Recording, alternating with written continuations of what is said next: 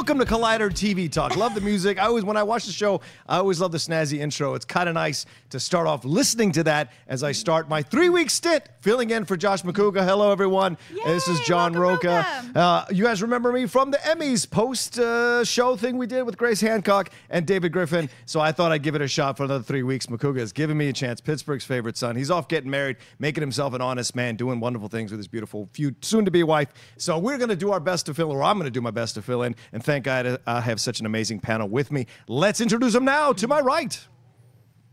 I was going to say Josh McCouga usually introduces us. Oh, do I? Okay, I'm sorry.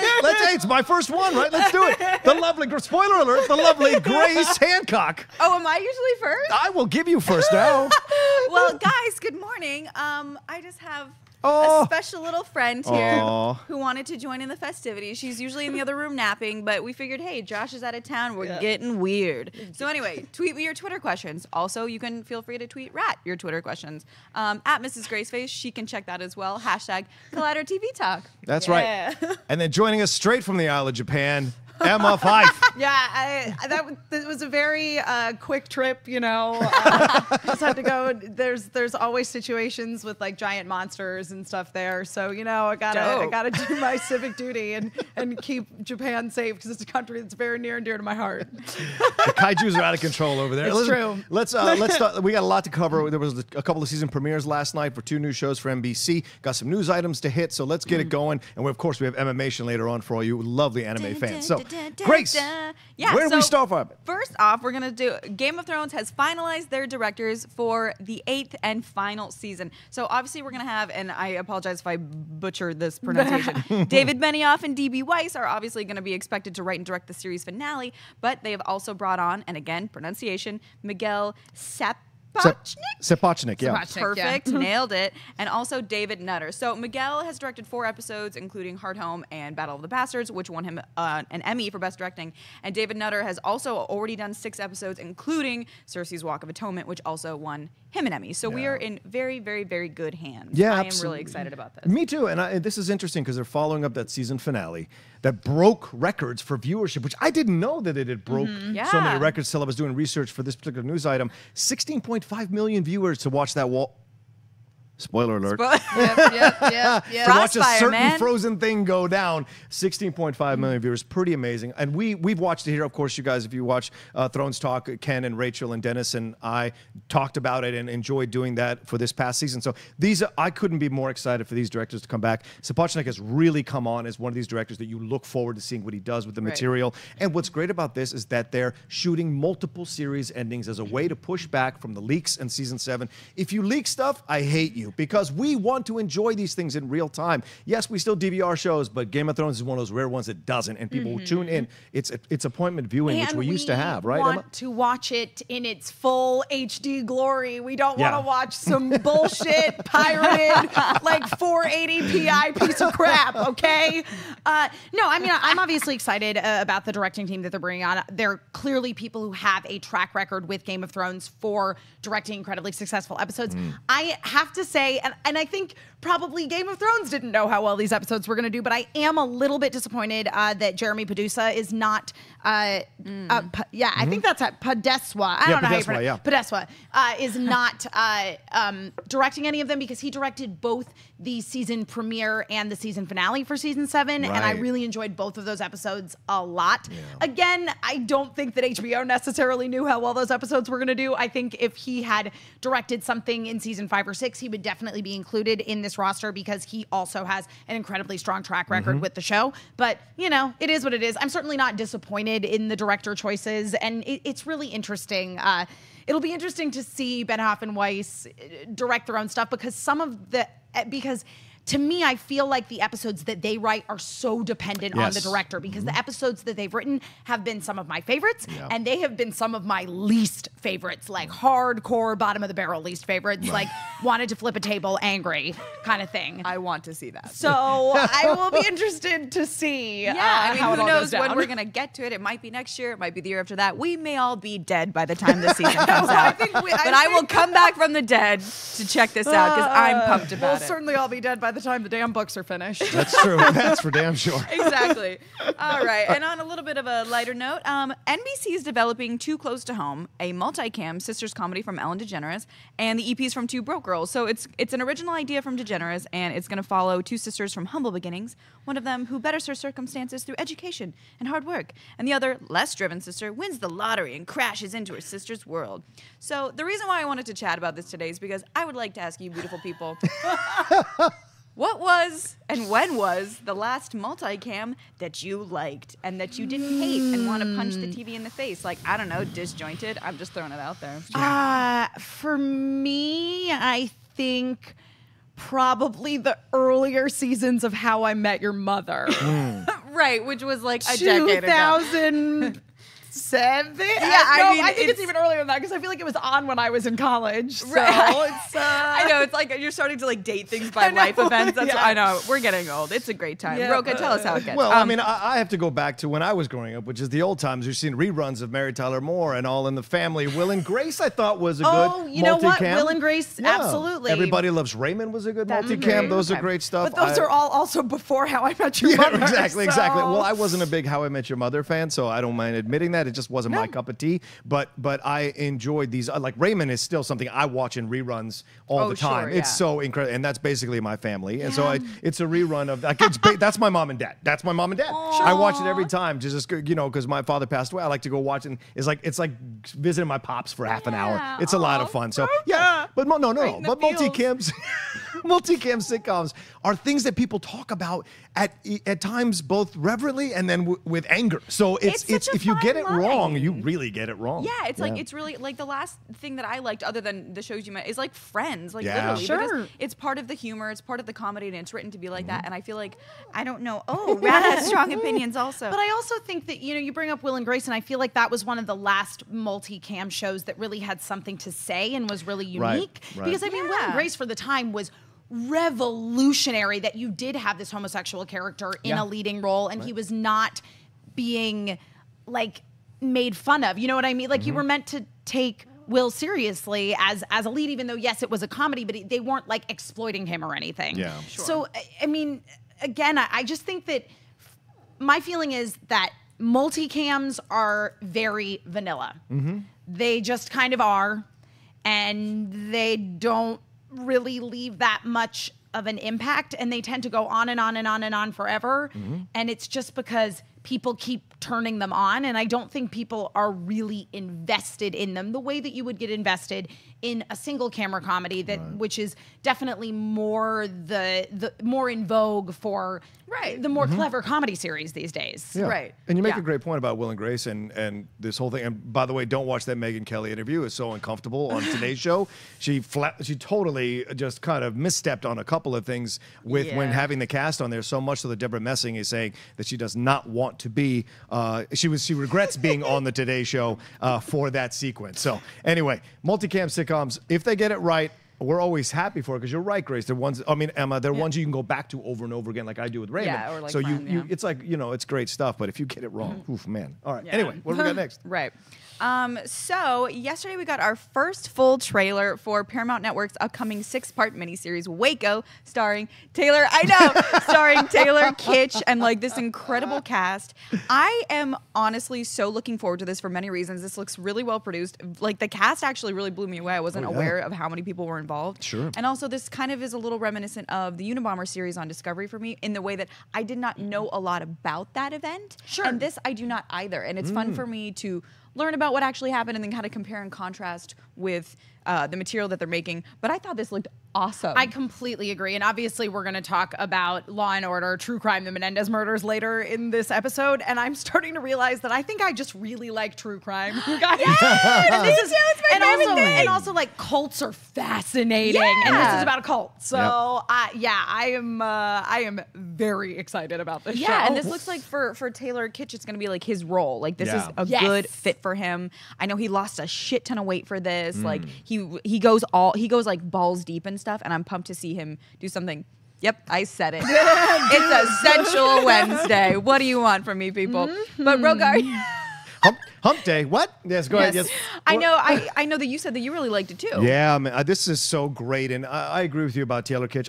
Look, he took the hits for coming off Friday Night Lights, trying to be a lead. Those films didn't succeed, but that man is a good actor if you give him the right material. Yeah. I liked him in True Detective season 2, even though that season 2 was terrible. He and Colin Farrell were two of the highlights, right? And I just saw him in American Assassin. I enjoyed what he did in American Assassin, so this is a smart career move. Do these kind of stronger parts that really push you as an actor. TV is no longer separate from film. There's incredibly complex characters being written on television, and so to embrace this is great. And the trailer looks like it's other level stuff. Yeah, that it's you're like seeing. next level production Right, value. exactly. And the cast is great, Grace. I think what you're saying is you got Melissa Benoist, who's Supergirl. You got Andre Riseborough, who we've seen in that film with Michael Keaton that I can't remember. Birdman, right? She's great in Birdman. Michael Shannon, of course. Yeah, what the hell? He's amazing. Right, Shea Whigham, who is Tallahassee's own Florida State actor, who you've seen in a number of, including the first season of True Detective and on Boardwalk Empire, and John Leguizamo. So that's just the tip of the barrel of actors and what you see here. And I lived through it, Grace. So this is Waco next to OJ are the two things that I was alive in 1993, Rocha. Damn, I'm not that young. I'm an 80s baby, okay? Gosh. You look 25 to me. I'm just saying. Stop, say it again. So I'm just saying, no, but look, this is great because I love when they do actually real life dramatizations of real life events that hit the right notes. And you can tell from the trailer, they put a lot of production value behind this thing to bring it to life. It's not going to be like your standard TV movie or because there have been a number of TV movies. I think Tim Daly played him in a TV movie before. This is going to be fantastic. You can already tell. Yeah, I'm actually disappointed hearing that it's only going to be 6 parts because I feel like this is going to be one of those things where I'm like, no, give me more. So yeah, excited about it. Any other parting thoughts? I think Emma's right. Anything about cults? Yeah, a lot of people dug that stuff. It's fascinating. Human behavior is batshit crazy. Yeah. This is why I love being an actor. And speaking of actors, check out that segue. This Is Us Season 2 premiered last night on NBC. And I'm going to say something right off the top that's going to be really unpopular, and I'm okay with that. This show is so well done, so well cast, so well acted. The ensemble casting is totally on point. I don't like this show. This is not something that I want to watch in my free time. I don't. You literally look like you're about to just slap me in the face. I was afraid to come on and host this show because of this. No, I do not like this show. And I texted all my friends who love this show, and they were all like, did you watch season 1? Well, that's the problem. You haven't watched season 1. And I'm like, I should be able to start in the premiere of any season of any show and enjoy it. And if I can't, then something's wrong. Right. My friend, agree with 20 you. minutes in, he's like, you don't we're get getting it. so controversial. I think we're about to alienate our entire audience here because no. Here's the thing.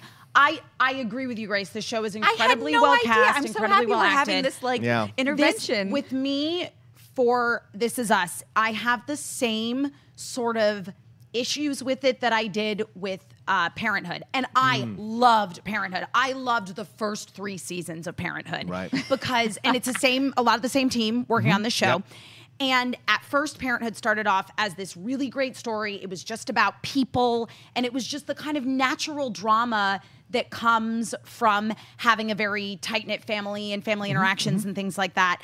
And as they got deeper in order to keep the drama going, you kind of have to get into that melodrama territory. Yeah. And I feel like This Is Us started closer to the melodrama. This episode, again, I didn't dislike it. I could not handle the fiance being so annoyed at the relationship between the brother and the sister because I am very close to my brother, and it just frustrated me that he couldn't accept that, like, sibling love is very real and very special. And why are you getting mad about that? Well, I'll tell you, men are territorial people. You know that. I'm sure you both know this. We like to You, piss on our Rocha? territory. Spoiler alert! We like to lift our legs and piss on our territory. And this is Wow. it may have angered you, but it was a very familiar thing that I've seen before and heard about with my other friends who have close relationships with their brothers and their significant others come into the equation. That side of it, yeah, actually, it's a lot too. of banging around in terms of where's the territory, where's the line, because you want to be like, boundaries. You want to be like,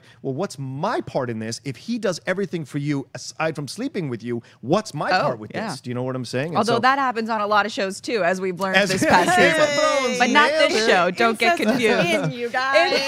I do want to jump into Hashtag a little bit. Twincest. I do want to be a little more layered about why I didn't like this particular episode, right? I've seen other episodes from season 1 that were really powerful and moving. I liked the way it started. The poem that was being read was really nice. But then you get Sterling K. Brown's wife who's like so angry about everything, and I don't understand that because she's like, I gave in on this and I gave in on this. Well, nobody told you to. You just did. So what are you upset about? So I was worried about some of that storyline with that, and I got it that it's like, you're going back in time, going forward, all this kind of stuff. I did enjoy what Milo was doing, but the thing he with is really Chrissy, good on this show. Yeah, I think Milo is great on the show. I've always liked him as an actor. Chrissy, I know she's got a lot of press as an actress. I thought this storyline was a little weird. I didn't mind this, but the whole thing about the singing and her sassing, like we've seen it before, how you're judging me because of how I look, and then it gets turned on its head in a way that's not necessarily 100% positive. I completely agree like, with you on that. why? Well, because it was a little frustrating me, and I understand that it's part of her journey, but it was kind of frustrating that all she needed to hear was, actually, you're not that good a singer. Right.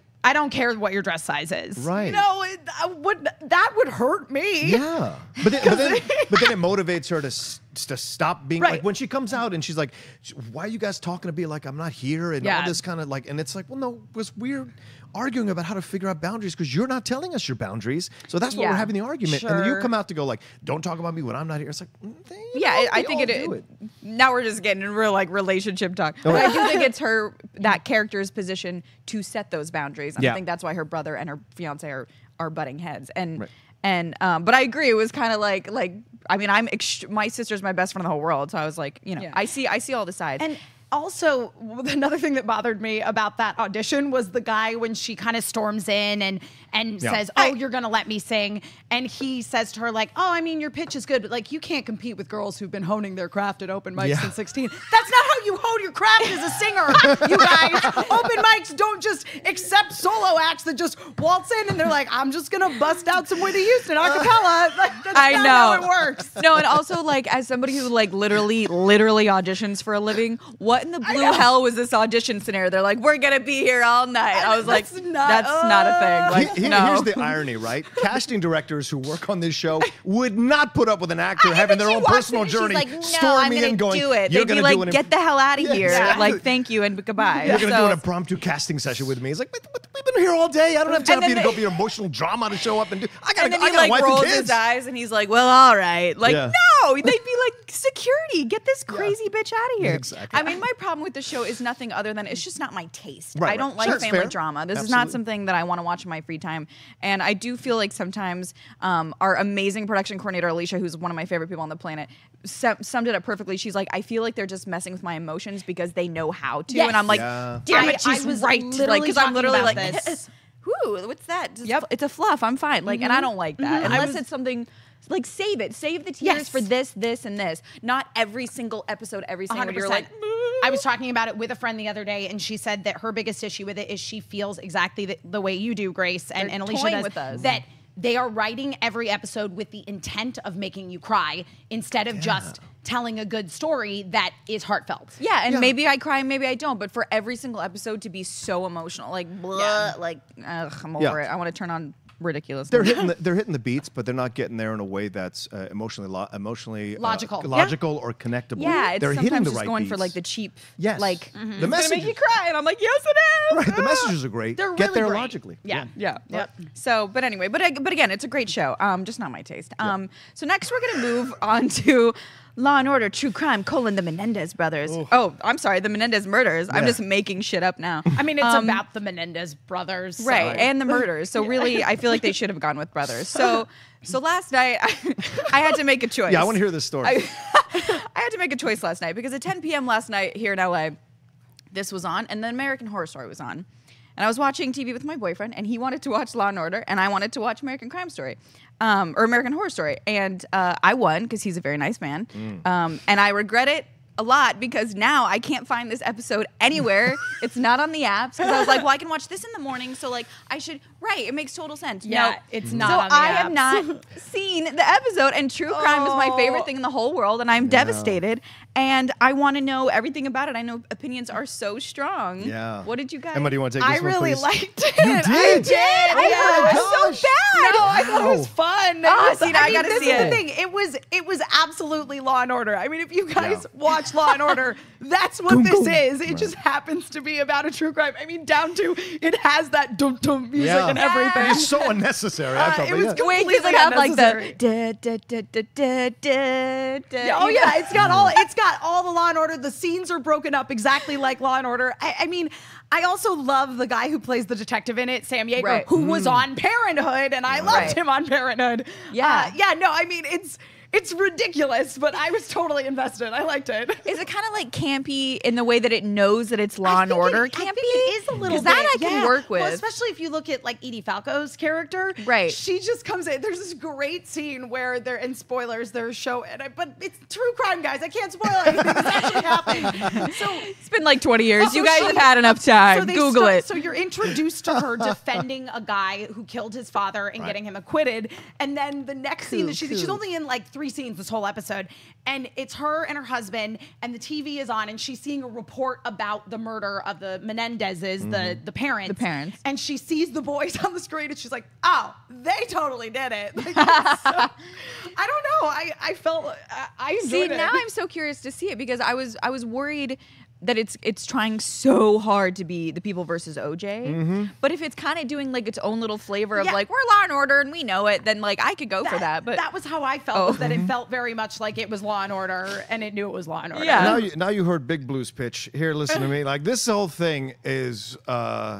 I just did not like it. I really didn't. Wait, did you hate it? You almost said you hate it. And You I'm the did? one that suggested that we Okay. talk about this, so I felt guilty halfway through that I had to make you guys watch it. Oh The no, fact that you I'd be didn't watch it I'd makes be me watching this happier. regardless. I just So- thought it would be on the app this morning, and it wasn't. No, but I just had issues with it because I felt like it was stumbling towards what it was trying to get to, and I enjoyed the OJ one a lot better. And because this is it was, like, obviously the perfect television. reason Yeah. why they were doing this, and Renee Balser, Dick Wolf, they're all involved with this. All the Law and Order people involved with this, but there's a reason there's only one of those shows left. We've kind of moved past it as a TV going audience, and I felt like they were hitting the Law and Order notes without needing to. Like, we don't need it. Just show us the straight story and jump around. I like Yeager, absolutely. The brothers were really well cast. They look exactly like Yeah, they Kyle look and so Lyle much Menendez. like it's. Sometimes I have to do a double take when I look at the PR stuff. I'm Yeah, like, and it's creepy. Like, you're just like, Yeah, it these is. guys are not cool people, and the things that they did and the reaction. So you're getting both sides of it, and you're seeing why this is such a controversial murder. And of course, it's Beverly Hills. Rich people act weird. That's just standard. And so it's like you get that kind of entryway into this situation, which I enjoyed, right? You get to hear some of the nuance. And yes, those of us who experienced it. Rich people act weird. I don't disagree with you though that you feel like, oh, maybe just like Chris Maloney and Mariska Hargitay should just show up. I and really solve wanted this them. crime. Oh man, I mean, you could dig up Jerry I'd watch Orbach that for me show. and bring him back. I would have loved. Jesse L. Martin's got something to do in the offseason from Flash. Put him on there. So I would have liked to have seen a little more of that to explore. But it may just be that this is a first episode. It's a big clunk. I didn't like the way they introduced Edie Falco, that wig of hers, giving Pacino a run for his Phil Spector wig. Like, I just was having issues with that a little bit. And so, but I'm still intrigued to finish this out. So I think it'll pick up steam It's only now that we've laid the 6 groundwork. episodes, Yeah, I think. it's only 5 or 6. 6. Yeah. it's like, oh, I thought it was going to be in 4 parts, but I maybe it's might 4. be. Oh, yeah. Yeah. Okay. Which seems but it was only an hour last night, correct? Yeah, it was only an hour. So it's only going to be 4 hours. Right, because they've already been Total? arrested. They're they've about already to been be arrested. arrested. Yeah. Okay, and so we're moving fast we're moving to the fast. finish line. Yeah, Okay, yeah. all right. We'll get Well, to if the it's court horrible, case. we don't have that much longer to wait then. But I'm excited to watch it. I'd watch it regardless because y'all know Dateline, true crime, my jam. I'm a really cool 9-year-old woman from the 80s. And now we're going to go to a little thing I like to call EmmaMation. Oh yeah, that's for you, Josh McCougar. Oh, nice. So, first of all, a quick shout out to our friends over at the wonderful DreamWorks Animation regarding Trollhunters Season 2, because we have not shared the news on TV Talk that Mark Hamill, Lita Headey, and David Bradley are all going to be joining the cast as recurring characters in Trollhunters Season 2, which I am very, very excited about, as I very much enjoy all of those actors, particularly David Bradley, whom I'm also really looking forward to seeing in the Doctor Who Christmas special as the first Doctor. Fall anime is upon us. October is the time that it all gets going. A couple returning series that people are very excited about, including myself. Food Wars Season 3. If you guys ever watch Food Wars, make sure you have food because it will make you starving. Himoto Umaru-chan Season 2, which is called Himoto Umaru-chan R. If you guys are into anime and consider yourselves to be otaku even in the slightest, you will love Umaru-chan. She's like a weird little creep at home that just plays video games and eats chips, and then out in the streets, she's a beautiful Onesan, so very much like myself. And then, of course, Love Life Sunshine Season 2. Who doesn't love adorable school idols? Getting into some new series, there is a lot of new stuff to unpack this season. I mean, it's an amazing time to be an anime fan. Back when I was growing up, It's like, what few things are they putting on Toonami or just scrounging at the scraps? But three that are that look interesting or people are very excited about. One of them is Black Clover, which is from Studio Pierrot, which is the same studio that brought you Naruto and Bleach. So it's very shonen. It also sounds a lot like Naruto, that it's about magical people. They're sort of like, it's like the goal is to be the Wizard King. It sounds like the most shonen thing that's ever existed, which, if you don't know, shonen is anime that is directed at sort of 12 to 16-year-old boys. It looks interesting. Yeah, it's like Harry Potter meets Naruto with a little extra aggro feels, probably. Dope. Is this English, what you're saying right now? Yeah. Okay. It's all in English, yeah. One that I am extremely excited about is The Ancient Magus Bride, which is basically about a young girl named Chise who has magical powers, but using them like shortens her lifespan. There was a beautiful 3-part OVA, so original video animation, so that basically means direct to video, essentially, though they did show it in theaters in Japan, that kind of is the prequel to how Chise gets to where she is in the series. It's a very interesting series because it uses like more European kind of magic and stuff rather than focusing on kind of Japanese folklore.